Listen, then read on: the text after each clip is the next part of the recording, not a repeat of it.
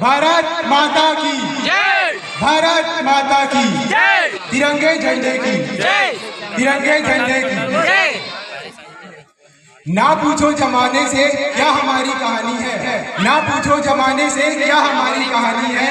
हमारी पहचान तो सिर्फ इतनी सी है कि हम हिंदुस्तानी हैं, हम हिंदुस्तानी हैं। हमारे इस कार्यक्रम के माननीय अध्यक्ष महोदय, समस्त अतिथिगण, समस्त शिक्षक शिक्षिकाओं और गांव से आए हुए सभी बड़े बुजुर्गों को मेरा प्रणाम और मेरे सभी छोटे बड़े भाइयों और बहनों को मेरा नमस्कार। आज हम लोग 26 जनवरी 2024 के दिन गणतंत्र दिवस कार्यक्रम में शामिल हुए हैं। तो आज मैं गणतंत्र दिवस के अवसर पर मैं अपना कुछ विचार रखना चाहूँगा। सबसे पहले तो मैं ये जानना चाहूँगा कि यहाँ पर जितने भी लोग उपस्थित हैं उन सभी को पता है कि हम आज गणतंत्र दिवस क्यों मनाते हैं।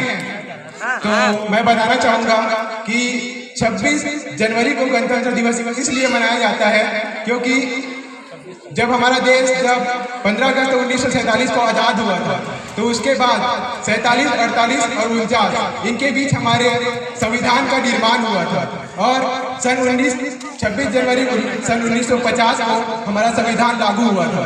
तो इसलिए 26 जनवरी को हमारे देश में गणतंत्र दिवस का आयोजन किया जाता है।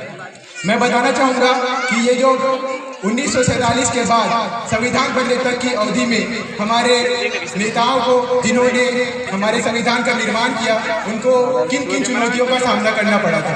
सबसे पहले तो जब हमारा देश आज़ाद हुआ था उसके बाद ही मतलब जिस दिन हमारा देश आज़ाद हुआ था उसी दिन हमारे देश का विभाजन हो चुका था, पाकिस्तान और भारत। उसके बाद हमारे देश की स्थिति अत्यंत दयनीय थी।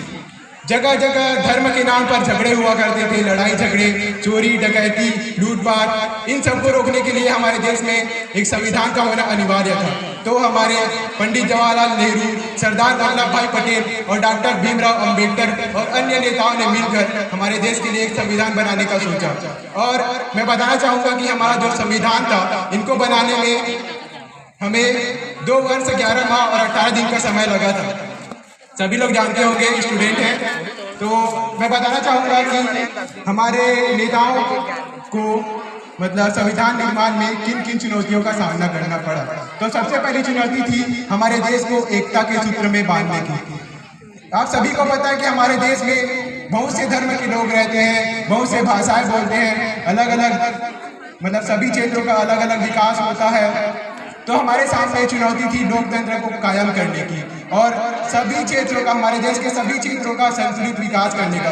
तो इन चुनौतियों का सामना करते हुए हमारे पंडित जवाहरलाल नेहरू हमारे देश के प्रथम प्रधानमंत्री थे और सरदार वल्लभ भाई पटेल हमारे प्रथम गृह मंत्री थे और डॉक्टर भीमराव अंबेडकर, इन लोगों ने नेतृत्व किया हमारे संविधान के निर्माण के लिए और कड़ी मेहनत करके हमारे संविधान का निर्माण किया। मैं बताना चाहूँगा कि जो सरदार वल्लभ भाई पटेल हैं, उनकी भूमिका को मैं बताना चाहूँगा। स्वतंत्रता के बाद जब हमारा देश आज़ाद हुआ था तो हमारे देश में राजा महाराजाओं का भी शासन हुआ करता था। आप लोगों ने सुना होगा, जैसे कि मतलब उस समय हमारे देश में 565 देशी रियासतें थी। उन सभी को सरदार वल्लभ भाई पटेल ने अपनी सूझबूझ के साथ उनको हमारे भारत में मिलाया और इस तरह से 26 नवंबर सन 1949 को हमारा संविधान बनकर तैयार हुआ। उसके बाद 26 जनवरी सन 1950 को हमारे देश में संविधान को लागू किया गया। तो इसीलिए हम 26 जनवरी को गणतंत्र दिवस मनाते हैं। और ये तो हो गया हमारे स्वतंत्रता के बाद से संविधान लागू होने तक की स्थिति का वर्णन। अब मैं वर्तमान के समय में अपना विचार रखना चाहूँगा। अभी हमारे बीच कौन सा लक्ष्य है, आप सभी को पता होगा।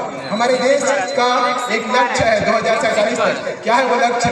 2047 तक हमारे देश को एक विकासशील राष्ट्र से एक विकसित राष्ट्र की श्रेणी में लाना है। तो विकसित राष्ट्र ऐसे ही बन जाएगा भारत? उसके लिए क्या करना होगा?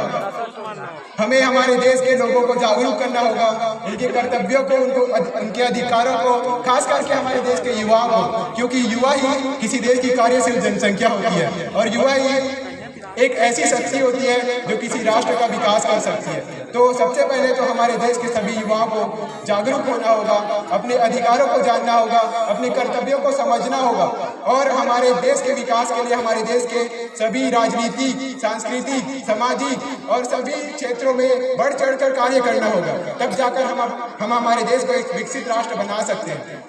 लेकिन अभी हमारे क्षेत्र में देख रहे होंगे कि हमारे युवा पीढ़ी के लोग कैसे अपने मार्ग से भटकते जा रहे हैं। कोई नशे का शिकार हो रहा है, कोई नशे के चक्कर में दुर्घटना में मौत के गले लग जा रहे हैं और हमारे अपनी जिंदगी को गंवा बैठते हैं। ऐसे में हमारे देश का विकास नहीं हो सकता। हमारे देश का विकास करना है तो हमारे युवा वर्ग को अपने भटकते मार्ग से उनको रोकना होगा, उनको समझाना होगा, उनको बताना होगा कि हमारे देश का विकास करना है तो आपको किस तरह से रहना होगा, किस तरह से कार्य करना होगा और किस तरह से हमारे देश का विकास करना होगा। तो और इसके बाद मैं हमारे एक और विषय पर्यावरण को लेकर बताना चाहूँगा। विकसित राष्ट्र ये नहीं है कि उस देश में जगह जगह कच्चे पक्के मकान हो, उद्योग हो, शहर हो, सभी जगह शहर हो, कारखाने हो। इसका मतलब नहीं है विकसित राष्ट्र।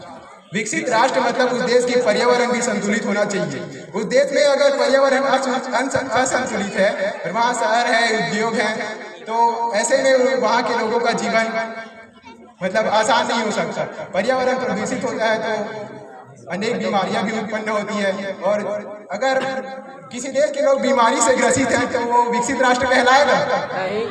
तो हमारे लिए हमारे पर्यावरण को भी बचाना आवश्यक है। अभी आप लोग सुन रहे होंगे, देख रहे होंगे हंसदेव जंगल बचाओ, तो उनमें हम लोगों को भी बढ़ चढ़कर हिस्सा लेना चाहिए। उसके लिए कुछ आंदोलन वगैरह भी करना चाहिए ताकि हमारे हंसदेव जंगल को बचा सके और हमारे पर्यावरण को संतुलित रख सके, ताकि हमारे देश की जो वन संपदा है, जो पर्यावरण है, वो भी बरकरार रहे और हमारा राष्ट्र 2047 तक एक विकसित राष्ट्र बनकर उभरे। और इसी के साथ मैं कुछ पंक्तियों के साथ अपनी वाणी को विराम देना चाहूँगा कि हमारा राष्ट्र एक हिंदू राष्ट्र बने या ना बने, हमारा राष्ट्र एक हिंदू राष्ट्र बने या ना बने, एक विकसित राष्ट्र बनना चाहिए। और कल हम रहे या ना रहे, हमारा हिंदुस्तान रहना चाहिए, हमारा हिंदुस्तान रहना चाहिए। जय हिंद, जय भारत, जय जवान, जय किसान, भारत माता की जय।